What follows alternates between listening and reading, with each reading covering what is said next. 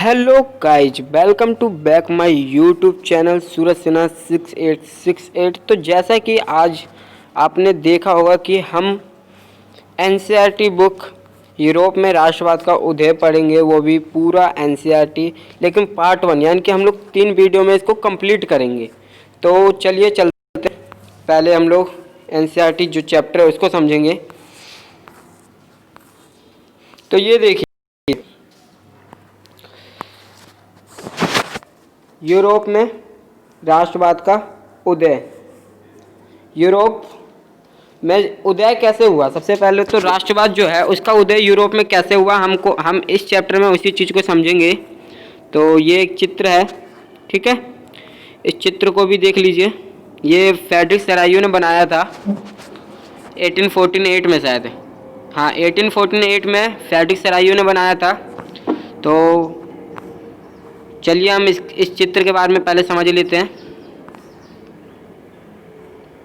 तो लिखा है, देखते रहिएगा ध्यान से।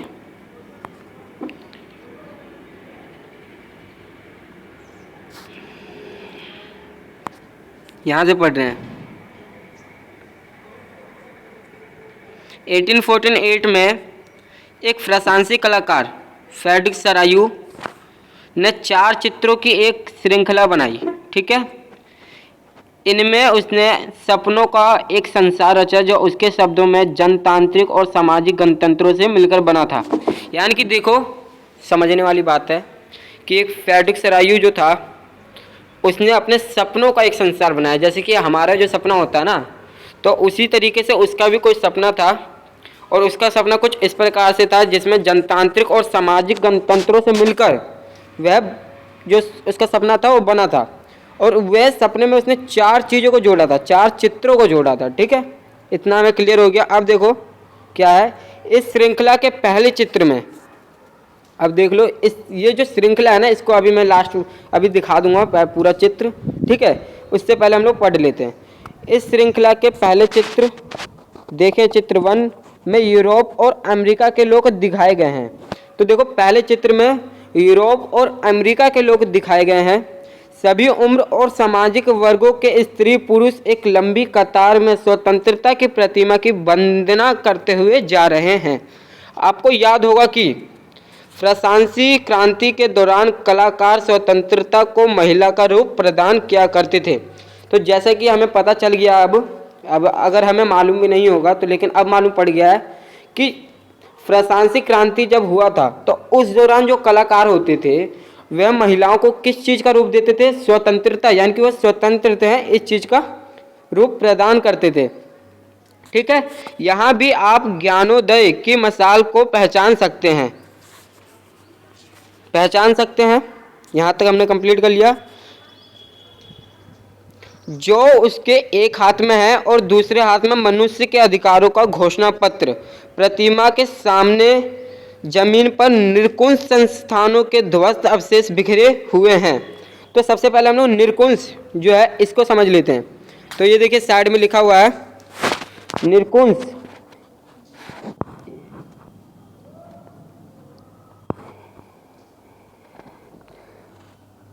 निरकुंज ऐसी सरकार या शासन व्यवस्था जिसकी सत्ता पर किसी प्रकार का कोई अंकुश नहीं होता। देखो, हम लोग निरकुंज के बारे में भी आ सकता है, निरकुंजवाद। तो ऐसे लिख सकते हैं, ऐसी सरकार या शासन व्यवस्था जिसकी सत्ता पर किसी प्रकार का कोई अंकुश नहीं होता। इतिहास में ऐसी राजेशाही सरकारों को निरकुंज सरकार कहा जाता है। तो ये एक बहुत ही महत्वपूर्ण क्वेश्चन बन चुका है, निरकुंजवाद।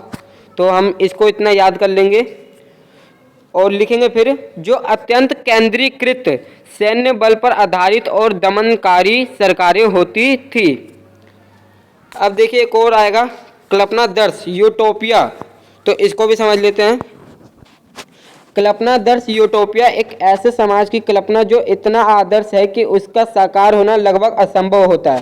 देखो, हम इसको समझ लेते हैं। कल्पनादर्श यानी कि कल्पना करना किसी चीज़ का, और वो कल्पना ऐसा करना कि जो उसको बनाने के लिए, यानी कि उसको संभव बनाने के लिए हमें असंभव से भी काम करना पड़ेगा, यानी कि बहुत ही मेहनत लगता है। तो देखो, निरकुंज संस्थानों के ध्वस्त अवशेष बिखरे हुए हैं। सरायू के कल्पनादर्श यूटोपिया यूटोपिया को कल्पनादर्श भी कह सकते हैं, में दुनिया के लोग अलग राष्ट्रों के समूह में बटे हुए हैं जिनकी पहचान उनके कपड़ों और राष्ट्रीय पोशाक से होती है।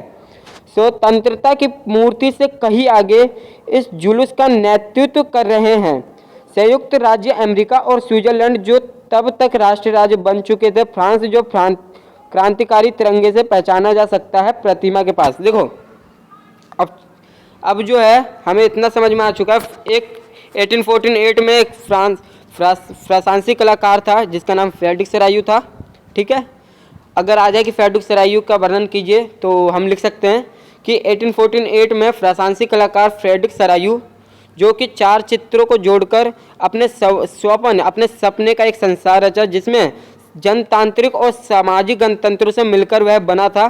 ठीक है, पहले चित्र में यूरोप और अमेरिका के लोग दिखाए गए हैं। सभी उम्र और सामाजिक वर्गों के स्त्री पुरुष एक लंबी कतार में स्वतंत्रता की प्रतिमा की वंदना करते हुए जा रहे हैं। तो इस प्रकार से हम फ्रेडरिक सरायू का वर्णन कर सकते हैं।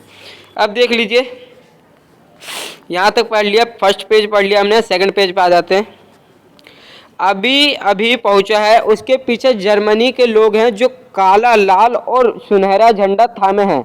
यह दिलचस्प है कि जिस समय सरायू ने यह छवि निर्मित की, जर्मन लोग तब तक एक संयुक्त राष्ट्र का हिस्सा नहीं बने थे। देखो, जो जर्मन लोग थे ना, जब यानी कि फ्रेडरिक सरायू जब था, उसने जब इस चीज़ का यानी कि छवि यानी कि इस चीज़ का जब दृश्य बनाया, तो उस समय जो जर्मन लोग थे एक संयुक्त राष्ट्र का हिस्सा नहीं बने थे, यानी कि जो संयुक्त राष्ट्र होता है बिल्कुल उसका हिस्सा नहीं बने थे।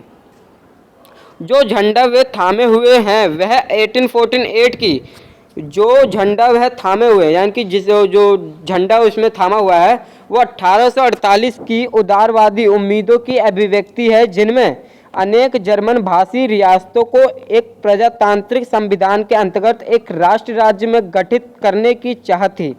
ठीक है, चाह थी, इतना समझ में आ गया। जर्मन लोगों के बाद ऑस्ट्रिया 2 सिसिलियों की राजशाही लामावाडी पोलैंड, इंग्लैंड, आयरलैंड, हंगरी और रूस के लोग हैं। देखो इतना, इसके बाद एक और टॉपिक आ जाता है हमारा, क्या है? जर्मन लोगों के बाद ऑस्ट्रिया 2 सिसिलियों की राजशाही लामावाडी पोलैंड, इंग्लैंड, हंगरी और रूस के लोग हैं। ठीक है, इसको याद कर लेना।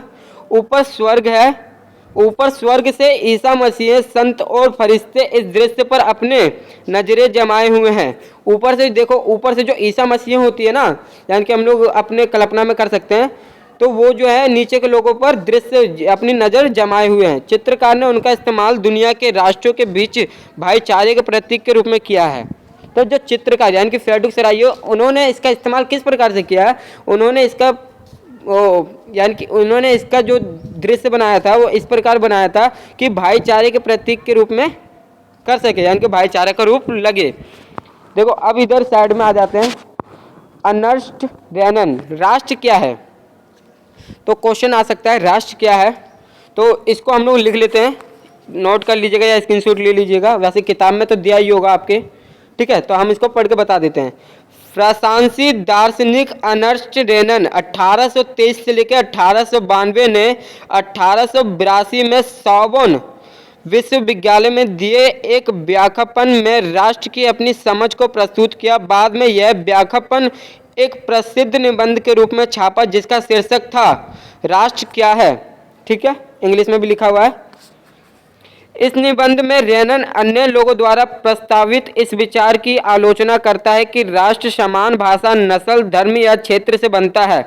ठीक है, जैसे कि उसने बताया है कि राष्ट्र किससे बनता है, तो एक बार और बता देते हैं। समान भाषा, नस्ल, धर्म या क्षेत्र से बनता है। एक राष्ट्र लंबे प्रयासों, त्याग और निष्ठा का चरम बिंदु होता है। एक जो राष्ट्र होता है ना, वो एक लंबे प्रयासों से त्याग करते हुए निष्ठा का एक चरम बिंदु होता है। शौर्य, वीरता से युक्त अतीत महान पुरुषों के नाम और गौरव, यह वह सामाजिक पूंजी है जिस पर एक राष्ट्रीय विचार आधारित किया जाता है। अतीत में समान गौरव का होना, वर्तमान में एक समान इच्छा संकल्प का होना, साथ मिलकर महान काम करना और आगे ऐसे काम और करने की इच्छा, एक जनसमूह होने की, यह सब जरूरी शर्त है। अतः राष्ट्र एक बड़ी और व्यापक एकता है। तो हम लोग कह सकते हैं कि एक जो राष्ट्र होता है ना, वह एक एकता के रूप में, यानी कि वहाँ के लोग जो होते हैं एकता बनकर ही काम करते हैं। उसका अस्तित्व रोज होने वाला जनमत संग्रह है। प्रांत उसके निवासी हैं, यानी कि उसके निवासी हैं। अगर किसी देश का विलय करने या किसी देश पर उसकी इच्छा के विरुद्ध कब्जा जमाए रखने में एक राष्ट्र की वास्तव में कोई दिलचस्पी होती नहीं है। राष्ट्रों के अस्तित्व में होना एक अच्छी बात है, बल्कि यह एक ज़रूरत भी है। उनका होना स्वतंत्रता की गारंटी है, और अगर दुनिया में केवल एक कानून और उसका केवल एक मालिक होता तो स्वतंत्रता का लोप हो जाएगा। ठीक है, इतना हमने कंप्लीट कर लिया। नए शब्द आया था अभी, जनमत संग्रह, तो उसको भी हम लोग समझ लेते हैं। जनमत संग्रह एक अप्रत्यक्ष मतदान जिसके जरिए एक क्षेत्र के सभी लोगों से एक प्रस्ताव को स्वीकार या अस्वीकार करने के लिए पूछा जाता है, जनमत संग्रह कहलाता है। ठीक है, अभी हम थे प्रतीक के रूप में किया गया। अब देख लो, इस अध्याय में ऐसे कई विषय उठाए जाएंगे जिनकी काल्पनिक अभिव्यक्ति सरायू ने चित्र 1 में की थी। 19वीं सदी के दौरान राष्ट्रवाद एक ऐसी ताकत बनकर उभरा जिसने यूरोप के राजनीतिक और मानसिक जगत में भारी परिवर्तन ला दिए। जो 19वीं सदी था ना, उस समय राष्ट्रवाद कुछ इस तरीके से उभरा कि जो यूरोप था, क्या कहें, यूरोप के राजनीतिक और मानसिक जगत में भारी ताकत बनकर उभरा। ठीक है, चलो आगे कर लेते हैं। इन परिवर्तनों से अत्यंत यूरोप के बहुराष्ट्रीय वंशीय साम्राज्यों के स्थान पर राष्ट्र राज्य का उदय हुआ। यूरोप में लंबे समय से एक ऐसे आधुनिक राज्य की गतिविधियां और विचार विकसित हो रहे थे जिसमें स्पष्ट रूप से परिभाषित क्षेत्र पर प्रभुसत्ता एक केंद्रीय शक्ति की थी। लेकिन राष्ट्र राज्य में न केवल उसके शासकों में बल्कि उसके अधिकांश नागरिकों में एक साझा पहचान का भाव और साझा इतिहास या विरासत की भावना थी। साझेपन की यह भावना अनंत काल से नहीं थी, यह संघर्षों और नेताओं तथा आम लोगों की सरगर्मियों से निर्मित हुई थी। यह अध्याय उन विभिन्न प्रक्रियाओं पर प्रकाश डालेगा जिनके तहत 19वीं सदी के यूरोप में राष्ट्र राज्य और राष्ट्रवाद अस्तित्व में आए। तो 19वीं सदी के बाद ही जो यूरोप था वह राष्ट्रवाद तथा राष्ट्र राज्य के अस्तित्व में आया है, इतना हम लोग याद करना है। ठीक है, अब देखो नए शब्द हमने पढ़ लिया, जनमत संग्रह।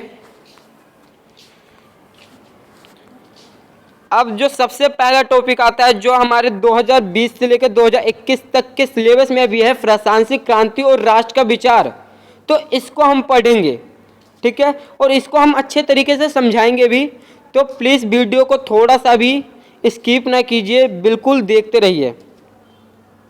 तो एक बार और बोल दूं कि अगर अभी तक आपने हमारे चैनल को सब्सक्राइब और लाइक नहीं किया है तो प्लीज़ कर लीजिए, ताकि आपके पास वीडियो 1 वीडियो 2 यानी कि पार्ट 1 पार्ट 2 जल्दी से जल्द पहुंचे और आप अपना एनसीईआरटी बुक कंप्लीट कर सकें।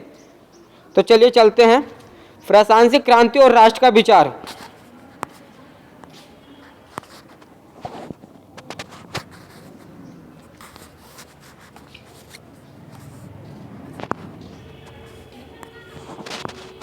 एक मिनट, प्रशासनिक क्रांति और राष्ट्र का विचार। तो देख लीजिए, सबसे पहले ये देखिए चित्र दिया हुआ है यहाँ पे 2, 1 और 2, इसको भी समझेंगे। प्रशासनिक क्रांति कैसे हुई इसका भी हम लोग वर्णन करेंगे। देखो सबसे पहली बात है कि इसे पढ़ लेंगे तो हमें हर चीज़ आ जाएगा, बुक के बारे में हर चीज़ समझ में आ जाएगा। तो चलिए पढ़ते हैं। राष्ट्रवाद की पहली स्पष्ट अभिव्यक्ति 1779 में प्रशासनिक क्रांति के साथ हुई। देखिए सबसे पहले बात हम लोग ये जान चुके हैं कि राष्ट्रवाद की जो सबसे पहली अभिव्यक्ति हुई थी वो किसके साथ हुई थी, तो 1779 में फ्रांस के साथ हुई थी। एक क्वेश्चन हल। जैसा कि आपको याद होगा 1779 में फ्रांस एक ऐसा राज्य था जिसके संपूर्ण भूभाग पर एक निरंकुश राजा का आधिपत्य था। ठीक है, प्रशासनिक क्रांति से जो राजनीतिक और संवैधानिक बदलाव हुए, जो राजनीतिक बदलाव होते हैं और संवैधानिक बदलाव हुए, उनसे प्रभुसत्ता जो था राजतंत्र से निकलकर प्रशासनिक नागरिकों को समूह में हस्तांतरित हो गई। क्रांति ने घोषणा की कि अब लोगों द्वारा राष्ट्र का गठन होगा और वही इसकी नीति तय करेंगे। तो एक सरल भाषा में मैं आपको समझा देता हूँ, ठीक है। तो 1779 में राष्ट्रवाद की सबसे पहली अभिव्यक्ति जो थी वो फ्रांस के साथ रखी गई और जैसा कि हम सभी जानते हैं कि 1779 में फ्रांस एक ऐसा राज्य था जिसके सारे भूभाग पर निरंकुश राजा का आधिपत्य था, ठीक है, आधिपत्य था। और वहां पर जब वो यानी कि फ्रांसीसी क्रांति हुआ तो वहां पर राजनीतिक और संवैधानिक बदलाव हुए जिसके कारण प्रभुसत्ता राजतंत्र से निकलकर फ्रांसीसी नागरिकों के समूह में हस्तांतरित हो गई और क्रांति ने घोषणा की कि अब लोगों द्वारा राष्ट्र का गठन होगा और वही इसकी नीति तय करेंगे। तो चलिए अब आगे चलते हैं। शुरुआत से ही फ्रांसीसी क्रांतिकारियों ने ऐसे अनेक कदम उठाए जिनसे फ्रांसीसी लोगों ने एक सामूहिक पहचान की भावना पैदा हो सकती थी। देखो इसको हम लोग बाद में क्लियर कर देंगे, ठीक है, पहले पढ़ लेते हैं। पितृभूमि और नागरिक जैसे विचारों ने एक संयुक्त समुदाय के विचार पर बल दिया जिसे एक संविधान के अंतर्गत समान अधिकार प्राप्त थे। अतः एक नया फ्रांसीसी झंडा तिरंगा चुना गया जिसने पहले के राजध्वज की जगह ले ली। स्टेट जनरल का चुनाव सक्रिय नागरिकों के समूह द्वारा किया जाने लगा और उसका नाम बदलकर नेशनल असेंबली कर दिया गया। नई स्तुतियां रची गई, शपथ ली गई, शहीदों का गुणगान हुआ और यह सब राष्ट्र के नाम पर हुआ। एक केंद्रीय प्रशासनिक व्यवस्था लागू की गई जिसने अपने भूभाग में रहने वाले सभी नागरिकों के लिए समान कानून बनाए। आंतरिक आयात निर्यात शुल्क समाप्त कर दिए गए और भार तथा नापने की एक समान व्यवस्था लागू की गई। क्षेत्रीय बोलियों को हतोत्साहित किया गया और पेरिस में फ्रेंच जैसी बोली और लिखी जाती वही राष्ट्र की साझा भाषा बन गई। तो अब समझाते हैं, ठीक है। शुरुआत से ही जो फ्रांसीसी के क्रांतिकारी थे उन्होंने कुछ ऐसे कदम उठाए थे जिससे कि लोगों में सामूहिक पहचान की भावना पैदा हो सकती थी, ठीक है। और पितृभूमि जो होता था, पितृभूमि और नागरिकों के विचारों ने जो संयुक्त समुदाय था, पूरा जो संयुक्त समुदाय था उसके विचारों पर जोर दिया, ठीक है, उसके विचारों पर बल दे दिया, यानी कि बिल्कुल, ठीक है। जैसे एक संविधान के अंतर्गत समान अधिकार प्राप्त था, जैसे संविधान के अंतर्गत ना अधिकार प्राप्त था, ठीक है, अधिकार प्राप्त था। अतः एक नया, यानी कि जो फ्रांस में था वहां पे एक नया झंडा का, यानी कि नए तिरंगे का चुनाव किया गया और वहां पे जो पुराना ध्वज था या तिरंगा था उसको हटाकर उस नई ध्वज ने वहां की तिरंगे की जगह ले ली, ठीक है, स्थान ले लिया। और वहां पे जो स्टेट जनरल का, यानी कि स्टेट जनरल का जो चुनाव होता था वह पहले नागरिकों के द्वारा होता था, लेकिन अब सक्रिय नागरिकों के समूह द्वारा, यानी कि ग्रुप के द्वारा किया जाने लगा और इसका नाम बदलकर नेशनल असेंबली रख दिया गया, जो कि आज भी है, ठीक है, नेशनल असेंबली रख दिया गया। और वहां पे नई नई स्तुतियां रची गई, ठीक है, शपथ लिया गया, शहीदों का गुणगान किया गया और यह सब जो भी काम हुआ यह सभी राष्ट्र के नाम पर हुआ। एक केंद्रीय प्रशासनिक व्यवस्था लागू की गई, ठीक है, ये भी इतना याद रखना है। एक जो केंद्रीय प्रशासनिक व्यवस्था लागू की गई जिसमें अपने भूभाग में रहने वाले सभी नागरिकों के लिए समान कानून बनाए गए। जो केंद्रीय प्रशासनिक व्यवस्था थी उसके अंदर क्या था कि उस भूभाग में, यानी कि उस जितने भी भूभाग थे उनमें जितने भी लोग आ रहे हैं उन सभी के लिए एक समान कानून बनाया गया। आंतरिक आयात निर्यात शुल्क समाप्त कर दिए गए, यानी कि जो भी आयात और निर्यात शुल्क थे उसे खत्म कर दिया गया, ठीक है। भार तथा नापने की एक समान व्यवस्था लागू की गई। क्षेत्रीय बोलियों और हतोत्साहित किया गया और पेरिस में फ्रेंच जैसी बोली और लिखी जाती थी। देखो अब पेरिस जो था वहां पे फ्रेंच जैसी बोली जाती थी और लिखी भी जाती थी और वही फ्रांस की साझा राष्ट्रभाषा बन गई। इतना हमें आ गया, ठीक है। अब हम जो है इसको कंप्लीट कर लेंगे, फिर एक मैप भी है उसको भी कंप्लीट करेंगे। यहाँ से क्रांतिकारियों ने यह भी घोषणा की कि फ्रांसीसी राष्ट्र का यह भाग्य और लक्ष्य था कि वह यूरोप के लोगों को निरंकुश शासकों से मुक्त कराए। दूसरे शब्दों में फ्रांस यूरोप के अन्य लोगों को राष्ट्रों में गठित होने में मदद देगा। जब फ्रांस की घटनाओं की खबर यूरोप के विभिन्न शहरों में पहुंची तो तथा शिक्षित मध्य वर्गों के अन्य सदस्य जैकोबिन क्लबों की स्थापना करने लगे। उनकी गतिविधियां और अभियानों ने उन फ्रेंच सेनाओं के लिए रास्ता तैयार किया जो 1790 के दशक में हॉलैंड, बेल्जियम, स्विट्जरलैंड और इटली के बड़े इलाके में घुसी। क्रांतिकारी युद्धों के शुरू होने के साथ ही फ्रांसीसी सेनाएं राष्ट्रवाद के विचार को विदेशों में ले जाने लगे। नेपोलियन के नियंत्रण में जो भी विशाल क्षेत्र आया वहां उसने ऐसे अनेक सुधारों की शुरुआत की जिन्हें फ्रांस में पहले ही आरंभ किया जा चुका था। फ्रांस में राजतंत्र वापस लाकर नेपोलियन ने निस्संदेह वहां प्रजातंत्र को नष्ट कर दिया। तो जैसा कि अब समझा देते हैं, जो फ्रांसीसी क्रांतिकारी थे उन्होंने ये भी एक घोषणा किया था कि राष्ट्र का ये भाग्य था, यानी कि हमारे राष्ट्र का ये भाग्य था या लक्ष्य था कि यूरोप को निरंकुश शासकों से मुक्त कराए। ठीक है, निरंकुश शासकों से मुक्त कराए। दूसरे शब्दों में कह सकते हैं हम लोग कि फ्रांस यूरोप के अन्य लोगों को राष्ट्रों में गठित होने से मदद देगा।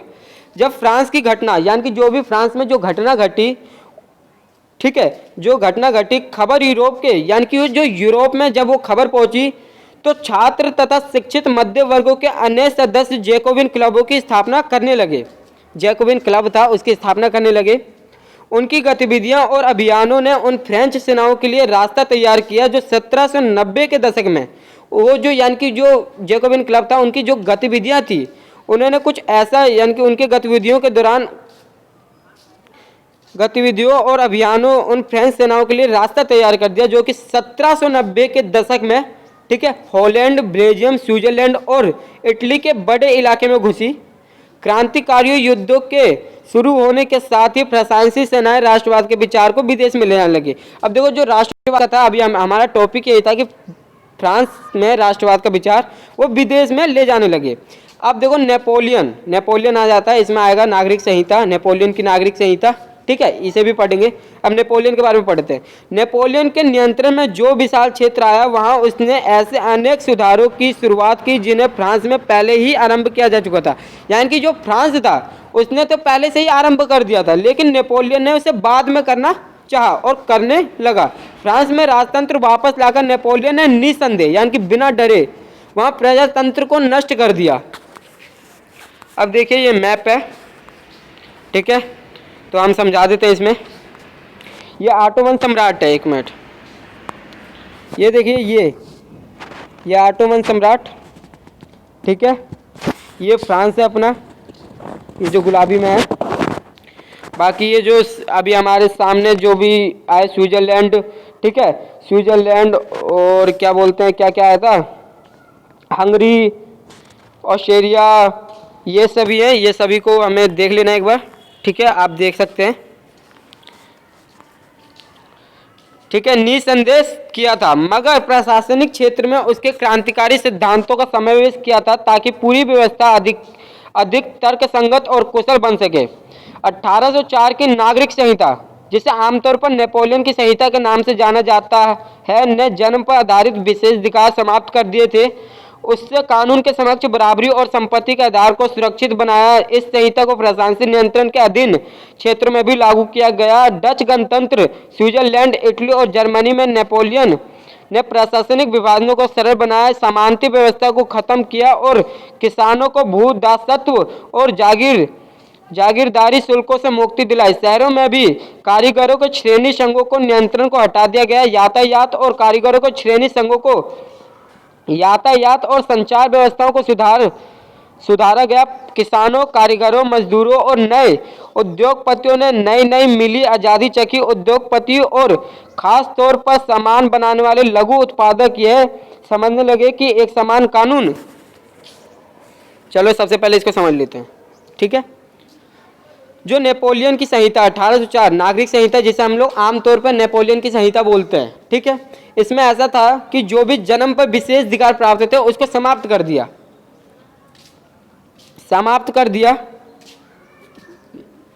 उसने कानून के समक्ष बराबरी और संपत्ति के आधार को सुरक्षित बनाया। जो नेपोलियन था उसने कानून के समक्ष जो भी संपत्ति और बराबरी थी उसको बिल्कुल सुरक्षित बना दिया। इस संहिता को प्रशासनिक नियंत्रण के अधीन क्षेत्र में, यानी कि फ्रांस के जितने भी अधीन क्षेत्र थे, ठीक है, उसके क्षेत्र में भी लागू कर दिया गया। डच गणतंत्र, स्विट्जरलैंड, इटली और जर्मनी में नेपोलियन ने प्रशासनिक विभाजनों को सरल बनाया। ठीक है, तो चलिए नीचे ये चित्र है, देख लीजिए।